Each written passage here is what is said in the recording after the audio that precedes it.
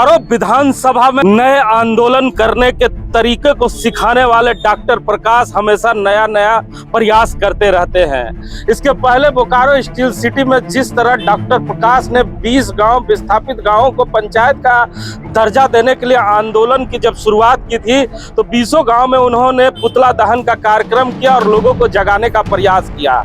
उसके बाद डॉक्टर प्रकाश जैसे ही विस्थापितों को लेकर गांधी चौक पर पहुंचे तो हाथों में हथकड़ियां लगी हुई थी और लोगों ने अपनी विवशता बताने का प्रयास किया उस कार्यक्रम के माध्यम से कि हम कितने विवश हैं। लेकिन आज डॉक्टर प्रकाश ने फिर एक नया प्रयास कर दिया है, क्योंकि नाम डॉक्टर प्रकाश और फिर से नया प्रयास ना हो तो ये सोचने में थोड़ा गलत लगेगा। लेकिन डॉक्टर प्रकाश हमारे साथ हैं। आपके प्रयास को हमेशा लोग सराहा करते हैं, लेकिन सवाल भी पूछा करते हैं कि साहब बार बार आप ये कहते हैं कि हम देवकी के 8वें पुत्र हैं, तो इस बोकारो का कंस कौन है जिसे आप समाप्त करने के लिए जन्म लिए हैं?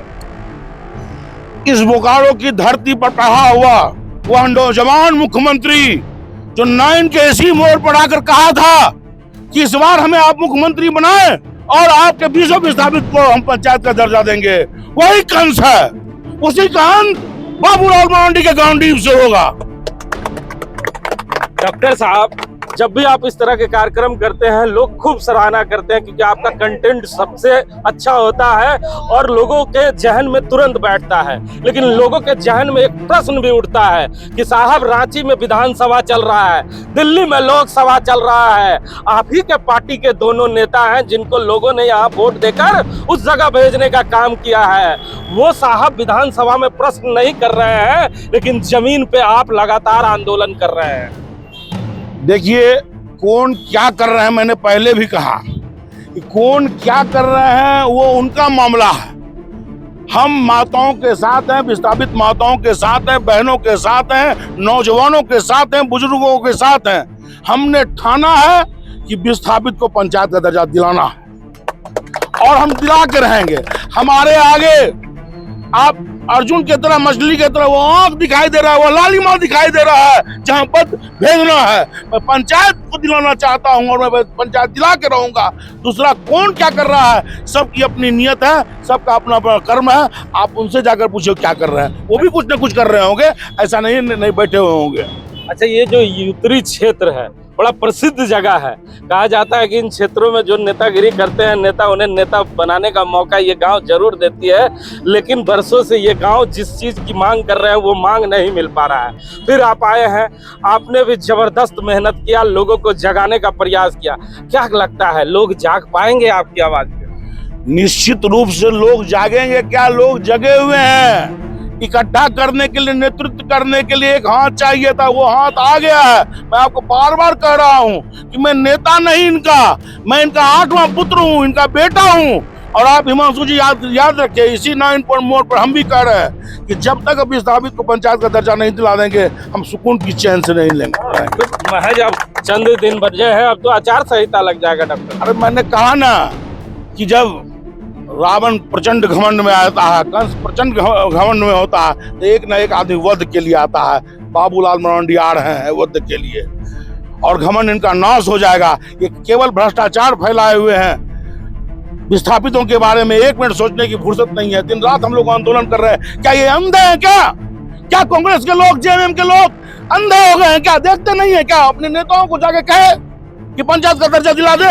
सरकार में बैठे हुए हैं, लेकिन ये बात नहीं करने जाएंगे। इनके हाथों में चूड़ी ये पहने हुए हैं। जाएंगे तो हेमंत सोरेन जी इनको डांट कर भगा देंगे, लेकिन बाबूलाल मरांडी जी जब जैसे बैठेंगे, मैं तो बिना बोले वो कर देंगे। कई बार बातचीत हुई है, और नहीं भी करेंगे तो हाथ पकड़ के हम कराने की क्षमता रखते हैं। 3 प्रदर्शन आपने कर दिया, पुतला दहन, हथकड़ी और अब अदनंग प्रदर्शन भी किया। अगला स्टेप डॉक्टर प्रकाश का क्या होगा? अगला स्टेप अब अधिकार रैली होगा। रैली नहीं, रैला कहिए उसको। सारे विस्थापित गांव के लोग एक साथ जुटेंगे। हम बार बार कह रहे हैं, लोगों को उम्मीद है, लोगों को भरोसा है कि हमें संवैधानिक अधिकार मिलेगा। ये लोकतंत्र है। जिस देश का प्रधानमंत्री नरेंद्र भाई मोदी हो, वहां लोकतंत्र की हत्या कोई नहीं कर सकता है। इसलिए झारखंड सरकार को बार बार हम चुनौती देते हैं कि अभी भी 2 महीने का समय है। जिस प्रकार या तो तुम पंचायत कर दो और नहीं तो आपके एक भी मंत्री विधायक अगर विस्थापित गांव में जाएंगे तो जिस प्रकार से आप लोगों ने हम लोग को नंगा कर दिया है, विस्थापित गांव के नौजवान हमको नंगा। तो सुना ना आपने, ये डॉक्टर प्रकाश हैं। डॉक्टर प्रकाश बार बार कहते हैं कि हम देवकी के 8वें पुत्र हैं, और देवकी के 8वें पुत्र का जन्म क्यों हुआ था ये आपको भी मालूम है। जिन लोगों ने इतिहास पढ़ा है और जिन लोगों ने टेलीविजन पे श्री कृष्ण को देखा है, उन्हें याद होगा कि जब जब जिस राज का राजा निरंकुश हो जाता है और जनता को उनके सुख सुविधाओं से वंचित करने का प्रयास करता है, तब एक उत्पत्ति होती है और उस राजा का नाश होता है। इसलिए मैं ये बताना नहीं चाहूंगा कि धनबाद लोकसभा का राजा कौन है, बोकारो विधानसभा का राजा कौन है, अब किसका नाश होगा और किसका सर्वनाश होगा, और कौन आने वाले समय में बोकारो की इन दुखियारियों का जो दुख है उसे हर पाएगा। ये तो आने वाला समय बताएगा। केवल 45 दिन का इंतजार करें। कैमरामैन लक्ष्मी के साथ जीपी हिमांशु।